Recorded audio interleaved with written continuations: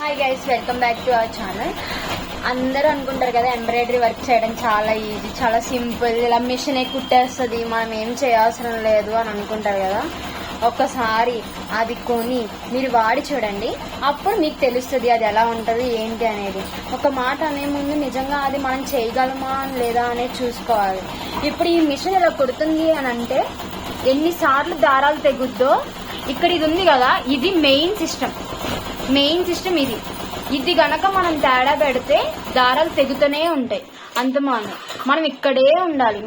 ఒక మనిషి ఇక్కడే ఉండాలి. ఒక మనిషి ఇక్కడ ఉండి క్లియర్ గా చేస్తేనే ఆ వర్క్ అవ్వుద్ది. మనిషి ఉండవసరం లేదు, మిషన్ కుట్టేస్తుంది, మనం వెళ్ళిపోవచ్చు, మనం వేరే పని చేసుకోవచ్చు. ఇలా డబ్బులు ఊరికే తీసుకుంటున్నారు, మనీ చాలా తక్కువ తీసుకోవచ్చు, అవసరం లేదని అనుకుంటారు. ఈ మిషన్ కొనడానికి ఎంత అవుద్ది అదొకటి ఆలోచించరా కదా. అది ఈ కుట్ట ఆగిందంటే ఎంత పెద్ద ప్రాసెస్ మేము చేయాలంటే అంత పెద్ద ప్రాసెస్. ఇదంతా మళ్ళీ థ్రెడ్స్ ఎక్కించాలి అని అంటే అది పెద్ద ప్రాసెస్.